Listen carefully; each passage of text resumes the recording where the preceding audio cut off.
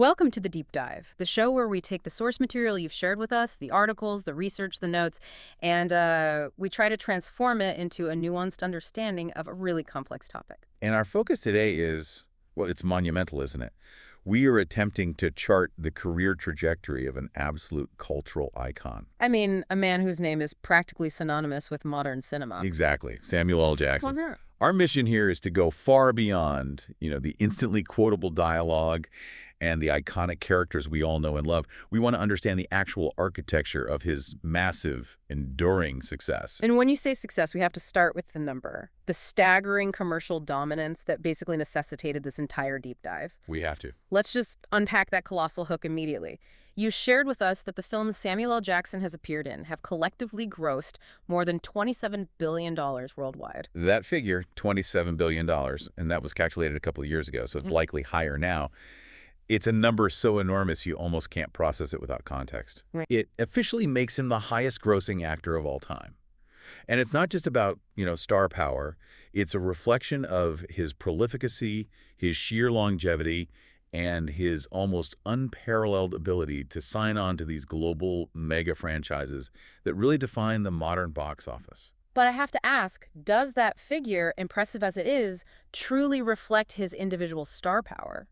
Or is it more of a product of the corporate machine he so expertly joined, like Marvel and Star Wars? That is the critical distinction we have to make, and, your sources provide a fascinating little nugget to help us with that. Okay. He is technically the second highest grossing person in film overall. The person who edges him out is Stan Lee. Oh, interesting. But Lee's gross is largely attributed to his cameos, right? Very brief appearances in films based on characters he created. So it's a different kind of metric. Completely different. Jackson's number, however, is derived from substantive leading and supporting roles that span 5 decades. So if we measure the power of an actor to drive and sustain commercial output, well, Jackson stands alone at the top. And this isn't just a volume business either, is it? It's a cultural legacy business. Absolutely. In 2022, the Academy recognized this by awarding him an honorary Oscar. They specifically called him a cultural icon whose dynamic work has resonated across genres and generations and audiences worldwide. Which is such a beautiful summation of a career that, and this is the key, took decades to really reach liftoff. Okay, so let's unpack this improbable journey. Let's do it. We can begin with his formative years and what the sources call his radical roots. This part, I think, provides the context of the man before he became the star. It introduces us to a childhood that was challenging, to say the least. And it culminates in this fierce political commitment that nearly derailed his entire life. Exactly. Jackson was born in Washington, D.C. in 1948, but the crucial developmental years were spent growing up in Chattanooga, Tennessee.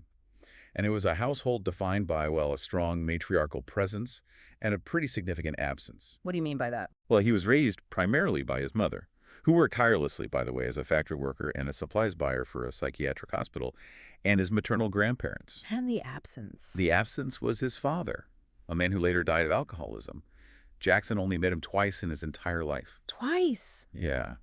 And this fragmented family experience, coupled with growing up in the segregated South, it formed a foundation of resilience and, I think, maybe a deep-seated desire to challenge authority. Absolutely. You can see how that tension between the system and the individual was present from his earliest memories.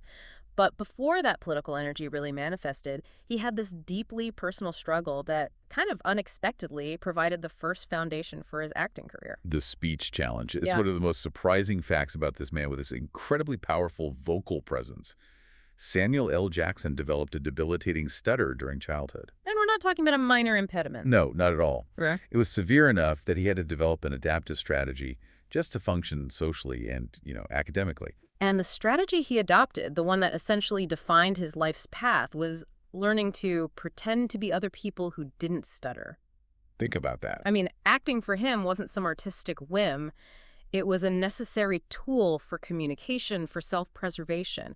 It was a way to build a persona that could navigate the world successfully. And what's really fascinating here is how that coping mechanism evolved and just stayed with him.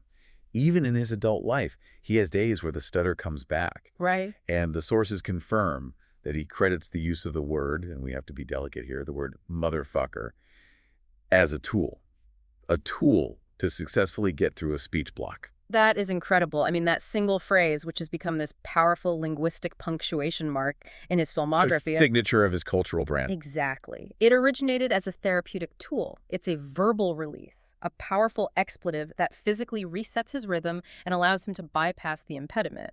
It connects his identity, his art, and his most recognizable linguistic quirk to a profound personal childhood vulnerability. It's the kind of detail that turns a collection of facts into a real human story, you know? It really is. So how did this musically inclined kid, because he was quite the talent, right? He played the French horn, piccolo, trumpet, and flute in the school orchestra, And was a cheerleader. and a cheerleader.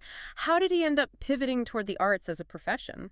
Well, he initially enrolled at Morehouse College in Atlanta, Georgia, with a very different trajectory in mind. He intended to pursue marine biology. The narrative of the accidental genius strikes again. It really does, but Yeah. guided by, fate and a desire for some easy credit. He switched his major to drama after joining a local acting group, simply to earn extra credit points in a class he was taking. And it just clicked. It clicked. He Yeah. quickly realized this is where his true passion lay, earning his Bachelor of Arts in Drama in 1972. But the late 1960s, I mean, that was not a time for quiet academic pursuits, especially not in Atlanta, Georgia. Not at all. This is where his political commitment turns truly radical, shaping the man he was before Hollywood even registered his name. His involvement was total. In 1968, following the assassination of Martin Luther King Jr., Jackson was right there, serving as an usher at King's funeral in Atlanta. So he wasn't just observing history, he was participating in it. Right.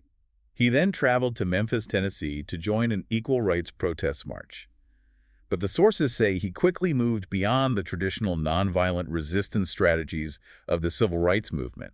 His observations of the world made him believe change required something different, not sit-ins, not peaceful coexistence. And that conviction led directly to that highly confrontational action in 1969. And we need to be clear, this wasn't just a student demonstration. No, this was an armed standoff that had massive real-world legal consequences. Can you just detail the gravity of that hostage situation? Because this is a crucial detail that often gets glossed over, but it defines his early path. It was an extremely serious escalation. Jackson and a group of students, they orchestrated a confrontation on the Morehouse campus. They held members of the College Board of Trustees hostage. And these weren't just anybody. No, these were highly influential, powerful figures, including, incredibly, the revered civil rights leader, Martin Luther King Sr. Wow. They barricaded them in the administration building for 2 days, demanding fundamental reforms to the curriculum and the college's governance. They particularly wanted more black influence in the administration. That is an explosive, high-stakes political move. It's so far removed from an actor's standard biography. What were the repercussions? Well, while the college eventually conceded to some of the student demands, Jackson faced severe legal consequences. He was convicted of unlawful confinement, Which is a second-degree felony. a felony. Yeah. He was immediately suspended from Morehouse for 2 years, and suddenly he has a felony criminal record before his professional life has even begun. During the suspension, he worked briefly as a social worker in Los Angeles. But the narrative doesn't suggest that the experience chastened him at all, though. When he returned to Atlanta, the political fervor seems to have just intensified. It doubled down. Yeah. He returned to Atlanta and immediately sought out the most radical elements of the Black Power movement.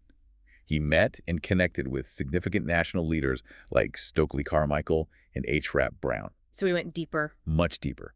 He felt completely empowered by this political involvement, especially as the group started buying guns, viewing this as, necessary protection and preparation for a revolution. This is the moment the stakes transition from legal to life and death. Precisely. His mother, recognizing the severity of the danger he was in, was approached by the FBI. The FBI. Yes, they warned her explicitly that if Jackson stayed on this path, he would likely be dead within a year. Think about that. A government agency intervening to warn his family that he was on a terminal trajectory. That is a life-saving intervention, a maternal act that forced a pivot. It was. She immediately sent him back to Los Angeles, Right. physically separating him from that radical environment. It was a moment that, arguably saved his life and channeled that immense volatile energy away from political revolution and back toward the creative life he'd just discovered. And this detail just underscores the improbable nature of his later success. A second-degree felony conviction, an FBI warning, the path of activism potentially leading to decades in prison or worse. Right. This is the man who would eventually become the world's highest-grossing actor. He later denied being a formal member of the Black Panther Party, but his proximity to and alignment with the movement's radical goals are just undeniable. That early activism arguably cost him his freedom and nearly his life, but it certainly channeled that intense focus fully into the arts. So let's trace the long, arduous path he took next. Okay, so we're moving into the period from 1972 through 1998, the grind, addiction, and the breakout role. After returning to Morehouse and eventually graduating, Jackson moved to New York City in 1976. And for the next 2 decades, his life was dominated by the rigorous, unforgiving world of professional theater.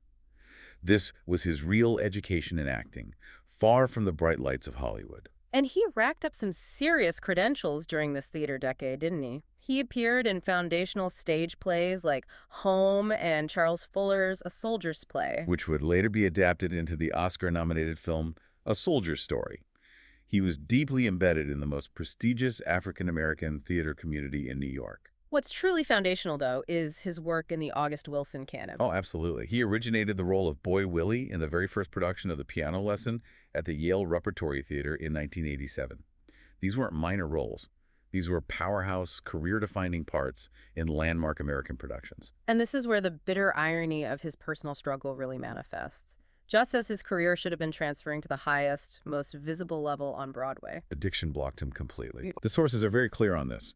He developed crippling addictions to alcohol and cocaine, substances that completely compromised his reliability and, frankly, his talent. And these addictions were so severe that he missed the highly anticipated career-making Broadway transfers of both A Soldier's Play and The Piano Lesson. Just think about that lost opportunity for a second. His contemporaries, people like Charles S. Dutton and Anthony Chisholm, they stepped into the roles that would have guaranteed Jackson early mainstream stardom and financial security. And instead, he was just working to survive. The contrast is so stark.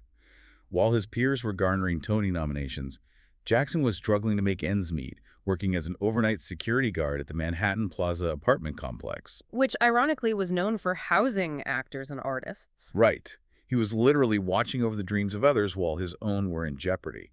This low point is so crucial for understanding the ferocity of his later career push. So while the money wasn't there, he was still building these crucial connections that would pay off later on. Absolutely. He used this time to absorb and learn. He was mentored by the great Morgan Freeman throughout his early film work. And importantly, he worked for 3 years as a stand-in for Bill Cosby on The Cosby Show. Which is an intense masterclass in professionalism. For sure. Set hierarchy, blocking, technical camera work, all while remaining basically invisible.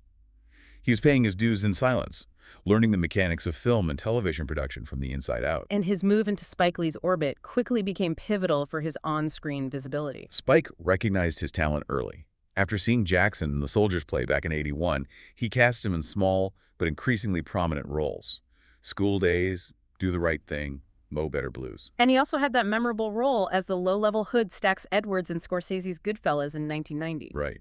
But the true turning point, the role that forced him and the industry to look at his raw, untapped power that arrived in 1991. This is the moment where art provides a kind of catharsis. It really is.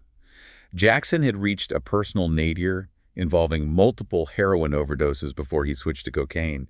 His family intervened, sent him to a New York rehabilitation clinic. He leaves rehab, and literally 1 week later, 1 week. 1 week later, he's on set playing the crack addict Gator Purify in Spike Lee's Jungle Fever. It must have been an incredibly raw, almost terrifying performance to deliver. I mean, he was essentially performing the immediate person struggle he had just walked away from. He himself described it as cathartic, and the critical response was just unprecedented.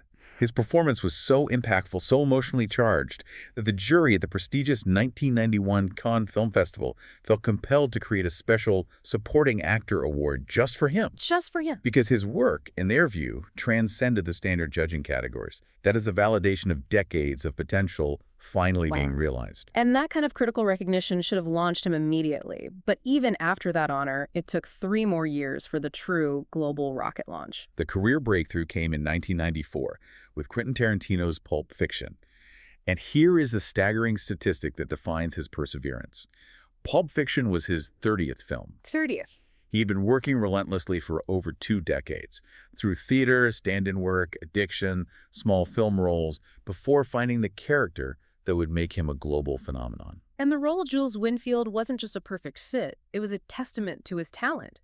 Tarantino specifically wrote the part for him after their collaboration on True Romance. Tarantino channeled Jackson's unique, magnetic, and authoritative presence directly onto the page. The critical reception solidified his place instantly.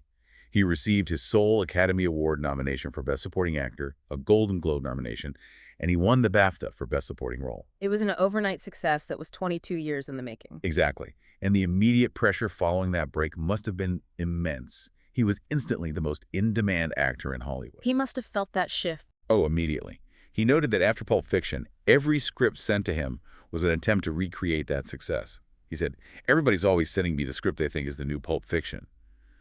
It just shows how instantly influential his portrayal of Jules Winfield was.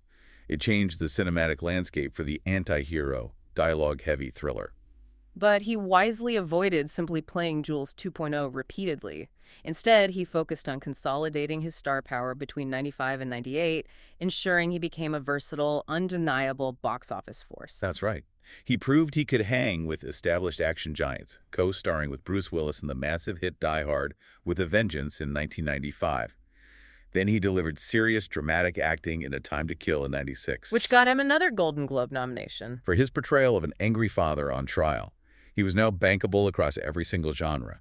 And he continued that key collaboration with Tarantino in 1997, starring as Ordell Robbie in Jackie Brown, Earning him the Silver Bear for Best Actor at the Berlin Film Festival. This period just demonstrated his incredible range, from serious drama in 187 to genre thrillers like Sphere and The Negotiator in 98, and ultimately to jumping into high-concept action with Deep Blue Sea.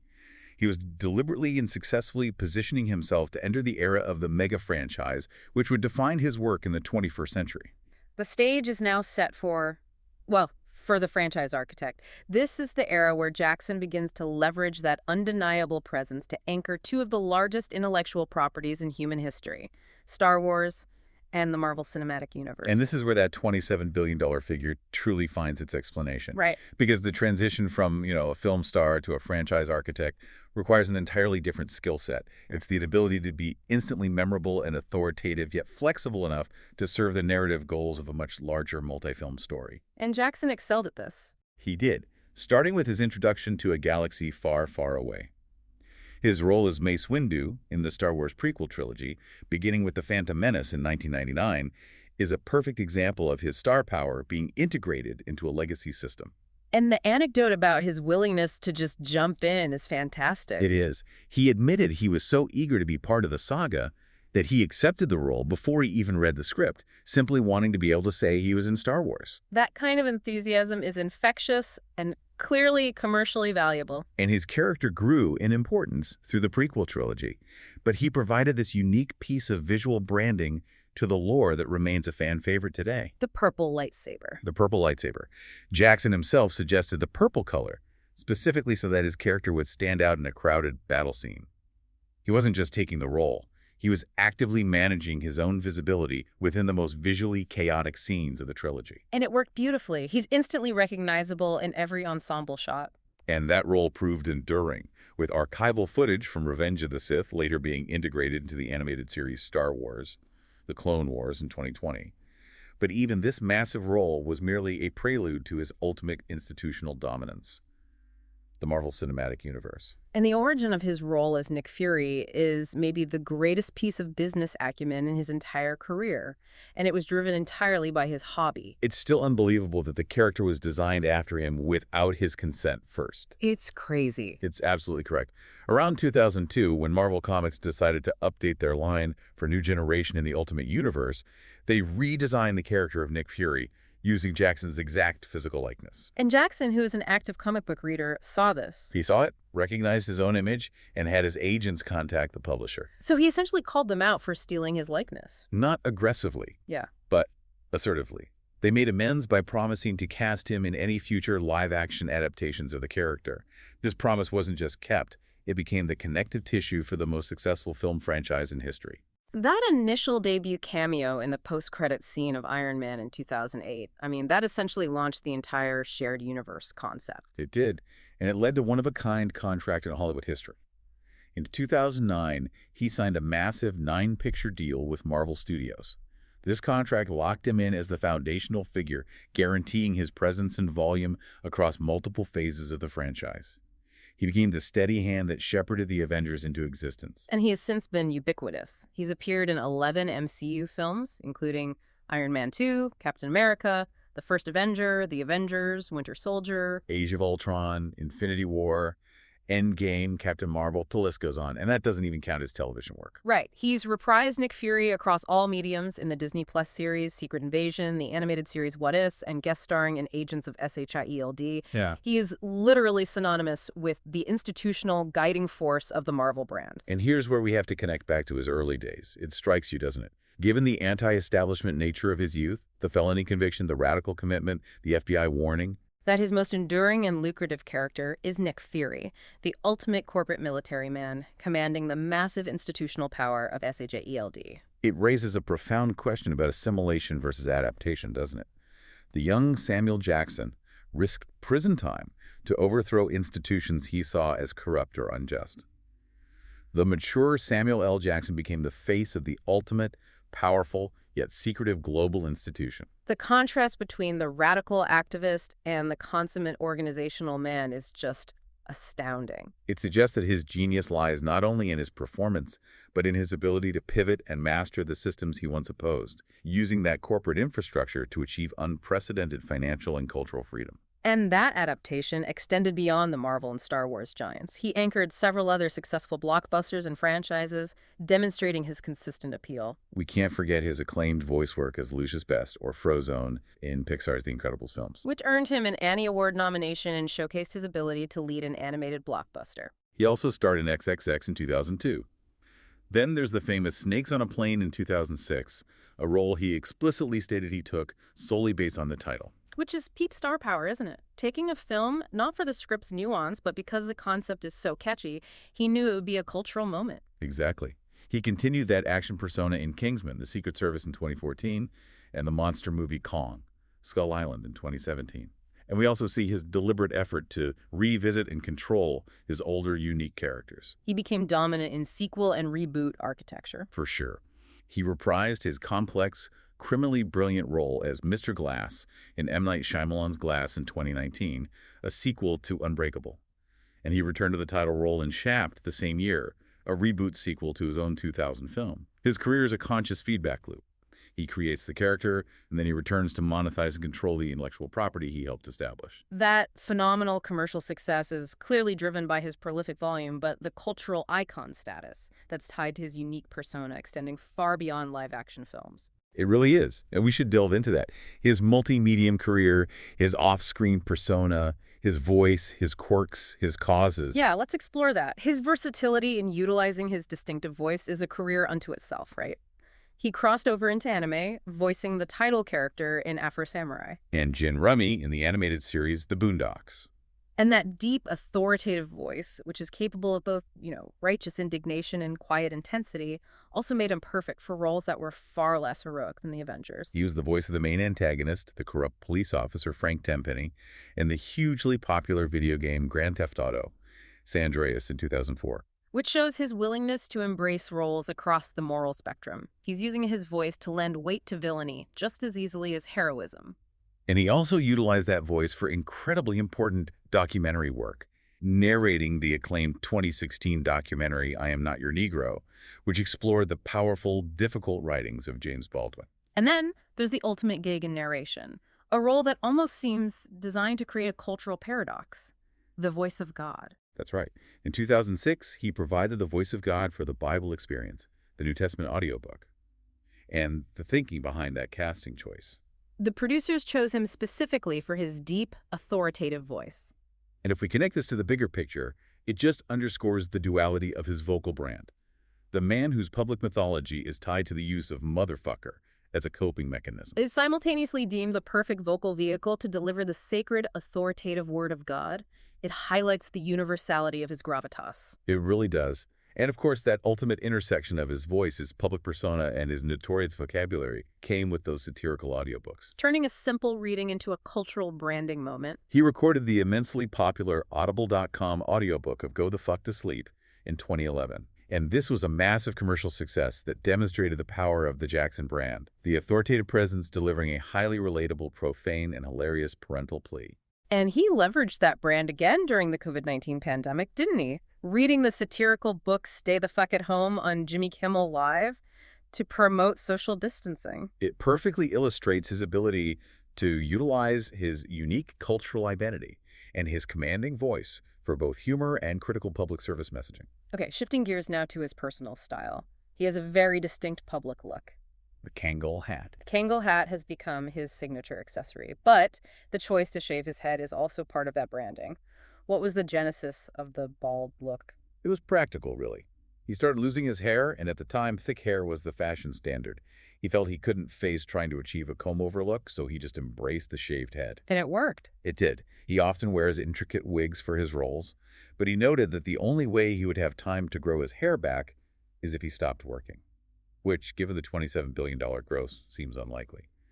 He had his first bald role in The Great White Hype in 1996 and just hasn't looked back. Speaking of downtime, his avidity for golf is legendary, and it's a non-negotiable part of his working life. Golf is a core element of his routine, so much so that he includes a contractual clause in his film agreements that specifically allows him to play golf during film shoots. Which is a rare display of power and boundary setting in Hollywood. It is. He's also a keen sports fan.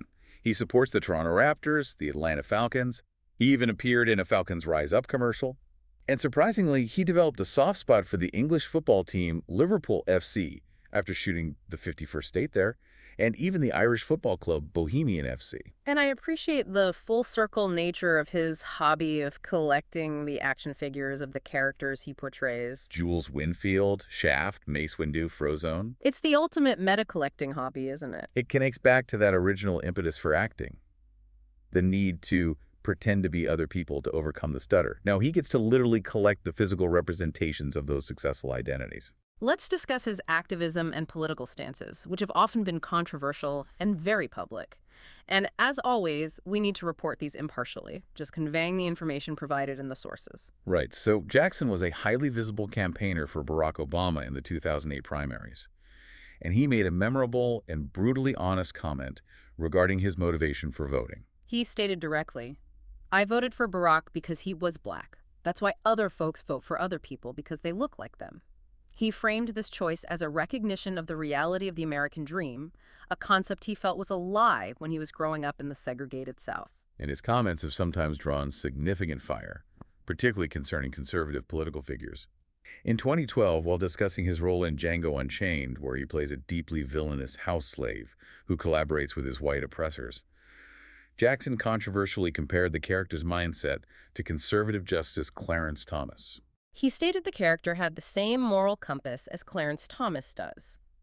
He later continued this criticism in 2022, following the Supreme Court's decision to overturn Roe v. Wade, referring to Thomas publicly as Uncle Clarence. And our role here is simply to report these highly visible and politically charged comments impartially, understanding they are part of his enduring public persona. Right. And despite the often confrontational nature of his political remarks, he is highly dedicated to charitable causes focusing on health and education. He launched One for the Boys to raise awareness about testicular cancer.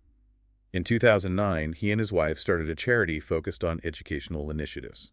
And he also threw his significant public weight behind public service announcements during the pandemic. He was very vocal, encouraging mask wearing as part of California's Your Actions Save Lives campaign, and urging recovered patients to donate blood plasma to help those still fighting the virus. He's always willing to lend his authority to public health matters. And before we move on, we have to mention the beautiful detail of his global citizenship acquisition. It's a compelling bookend to his origin story, isn't it?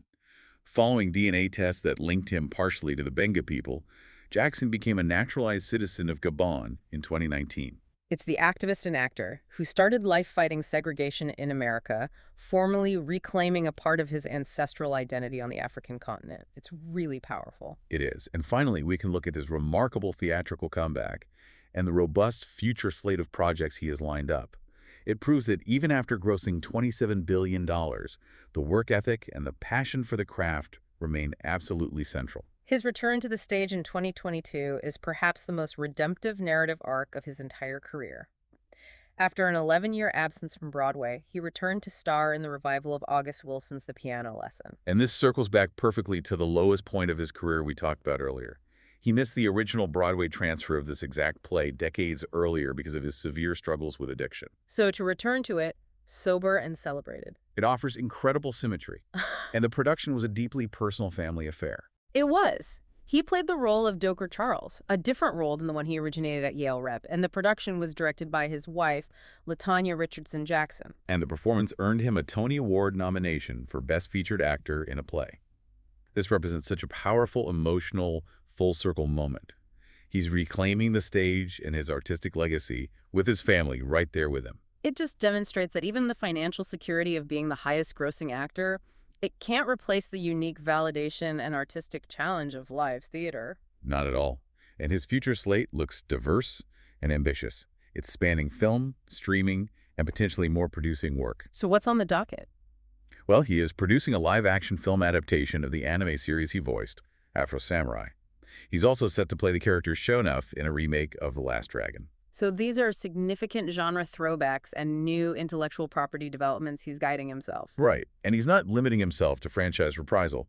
He's set to star in the Western The Unholy Trinity with Pierce Brosnan and the prison drama Last Meals. So he's still dedicated to serious, non-franchise dramatic work. Absolutely. And in a major streaming commitment, he's slated to star in the Paramount Plus spinoff series Nola King, set in New Orleans and related to the Tulsa King universe. His character will be introduced during the original show's third season, setting up another major recurring role. So his strategy remains clear. Him maintain high volume and high profile across all platforms, from stage to streaming to the silver screen, ensuring that $27 billion figure just continues to climb.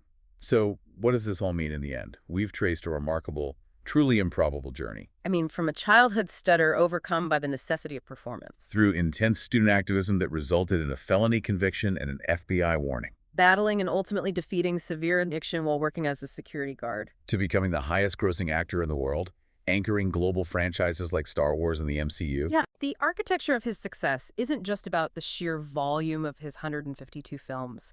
It's defined by his conscious decision-making, choosing roles he finds exciting to watch and characters with complexity. That drive, rooted in his childhood need to pretend to be other people, to overcome his stutter, it defines his magnetic presence and his longevity. He took those early coping mechanisms of self-reinvention and just perfected them into a highly bankable craft. His career is a masterclass in perseverance, in capitalizing on second chances and adapting his core strengths, that powerful, distinctive voice and that magnetic authority, to every conceivable medium the modern entertainment industry has to offer. It truly makes you reflect on the sheer dedication and determination required to transition from a student convicted of a felony who struggled with addiction and missed his big breaks in the New York theater scene to a global Hollywood icon honored by the Academy. And that leads us back to our final provocative question for you, the listener, to consider. Yeah. Given his early history as a radical anti-establishment activist who risked prison time for social reform, Does his decision to anchor high-volume, mainstream institutional roles, like Nick Fury commanding SHIELD or Mace Windu fighting for the Republic, does that represent an integration of his identity, where he chose to master and utilize the very corporate power he once opposed? or was it simply a calculated, necessary move toward financial and cultural freedom that effectively transcended his radical past? The answer is likely as complex and layered as the man who delivered it. That's been the deep dive into the colossal career of Samuel L. Jackson. We'll see you next time.